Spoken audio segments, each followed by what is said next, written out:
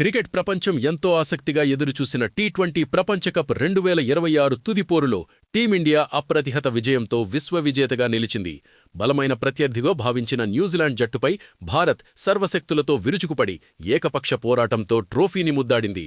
అటు బ్యాటింగ్ ఇటు బౌలర్ విభాగాల్లో కివీస్ ఏమాత్రం ప్రతిఘటన చూపలేకపోవడంతో 96 పరుగుల భారీ తేడాతో టీమిండియా చారిత్రాత్మక విజయాన్ని నమోదు చేసింది.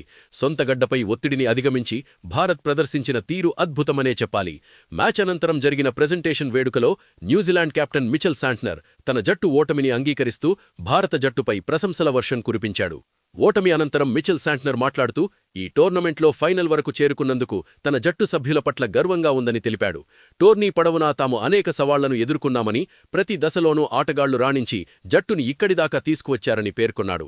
అయితే ఫైనల్ మ్యాచ్లో మాత్రం ఒక అత్యుత్తమ జట్టు చేతిలో తాము ఓడిపోయామని, మైదానంలో ప్రేక్షకుల మద్దతు చూస్తుంటే భారత్కు ఉన్న క్రేజ్ అర్థమవుతోందన్నాడు. నీలి సముద్రాన్ని తలపించేలా ఉన్న స్టేడియంలో భారత్ లాంటి జట్టుని ఎదుర్కోవటం కష్టమని, అయినప్పటికీ తమ జట్టు పోరాడిన తీరు సంతృప్తినిచ్చిందని శాంట్నర్ వ్యాఖ్యానించాడు. ముఖ్యంగా భారత కెప్టెన్ సూర్యకుమార్ యాదవ్ మరియు అతని బృందం గురించి శాంట్నర్ ప్రత్యేకంగా ప్రస్తావించాడు.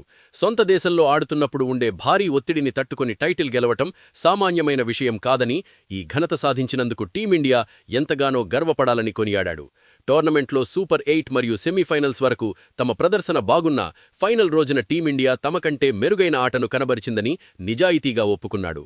ముఖ్యంగా మేము ముందుగా భయపడినట్లే సంజూ శాంసన్, బుమ్రా ఆ ఇద్దరే ఈ రోజు మ్యాచ్ను మా దగ్గర నుండి లాగేసుకున్నారు అని, భారత్ విజయంలో క్రెడిట్ మొత్తం వారిదేనని, ఈ విజయం వారికి దక్కాల్సినదేనని శాంట్నర్ ముగించాడు.